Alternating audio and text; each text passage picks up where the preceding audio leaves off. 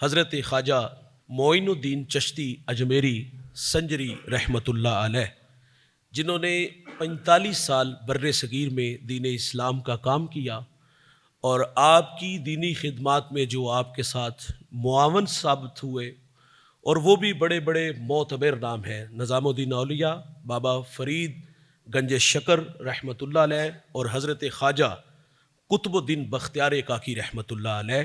یہ آپ کے خلفاء ہیں، آپ کے شاگرد ہیں۔ ان شخصیات کی سیرت سے، کردار سے، اخلاق سے، گفتار سے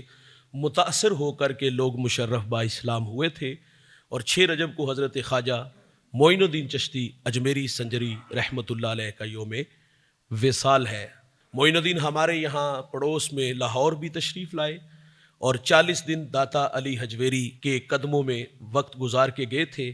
اور وہ حجرہ آج بھی وہاں موجود ہے جہاں آپ نے 40 دن بیٹھ کے اللہ کی عبادت کی، وہاں بیٹھ کر کے لوگوں کو تبلیغ کی،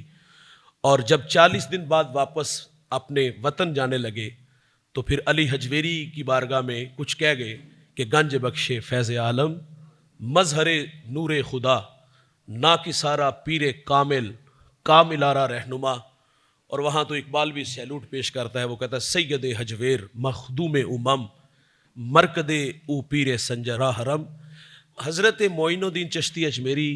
بر صغیر میں 45 سال اسلام کی خدمات اپنی طرف سے پیش کی، اور آپ کی تبلیغ کی تاثیر کے 90 لاکھ مشرکوں نے ایمان کو قبول کیا۔ معذرت سے ہماری تو گھنٹوں کی تقریریں بھی لوگوں کو وہ راستہ نہ دے سکی، اور ان کی خاموشی بھی تبلیغ کرتی تھی۔ وہ کلام کم کرتے تھے لیکن دلوں میں اثر بنا کے اللہ تعالیٰ اتار دیتا تھا۔ شہاب الدین سہروردی کا بڑا خوبصورت قول، آپ فرماتے ہیں کہ بہترین مبلغ وہ ہوتا ہے کہ جس کی زبان پر لفظ ادا ہو لیکن دل سراپے کشکول بن کے اس کی دہلیز پہ کھڑا ہو جائے کہ یا اللہ اس کو ہدایت کی راہیں عطا فرما دے۔ وہ پچھلے پہر اٹھتے تھے، مصلی بچھاتے تھے اور اپنے رب سے عرض کرتے تھے کہ مالک تیرے محبوب کا نغمہ چھیڑائے ہیں، دلوں میں اثر بنا کے اللہ تو نے اتارنا ہے۔ وہ راتوں کو تڑپنا، وہ راتوں کو اللہ کے حضور کی امت کے لیے دعائیں مانگنا، یہ دراصل وہ اخلاص تھا جس کی وجہ سے لوگوں کو ایمان کی راہیں نصیب ہوتی تھی۔ ان کے دروازے ہر خاص و عام کے لیے ہمیشہ کھلے رہتے تھے۔ وہ امیر اور غریب کے لیے جمالی جلالی والا تصور نہیں رکھتے تھے، آنے والوں کو عزت دیتے تھے، آنے والوں کی خدمت کرتے تھے۔ معین الدین چشتی اجمیری کے پاس دلی سے ایک کسان آیا، غریب آدمی تھا، اور اس نے آ کر کے کہا کہ حضرت سلطان کے جو اوباش لڑکے ہیں انہوں نے میری زمین پہ قبضہ کر لیا ہے، میں غریب آدمی ہوں اور آپ ایک مؤثر شخصیت ہیں تو آپ میری سفارش کریں کہ وہ مجھے واپس کر دیں۔ اجمیر سے دلی کا سفر تقریباً 300-400 کلومیٹر ہے۔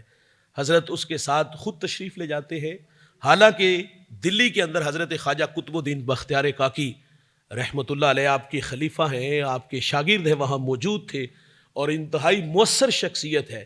لیکن معین الدین چشتی اجمیری اس کی زمین واپس دلوانے کے لیے خود ساتھ تشریف لے گئے، اور جب حضرت خواجہ قطب الدین بختیار کاکی کو پتہ چلا کہ میرے شیخ بھی تشریف لا رہے ہیں تو استقبال کے لیے شہر سے باہر آئے، ملاقات ہوئی، کہا حضرت آپ مجھے حکم دیتے یہ چھوٹا سا کام میں خود ہی کر دیتا،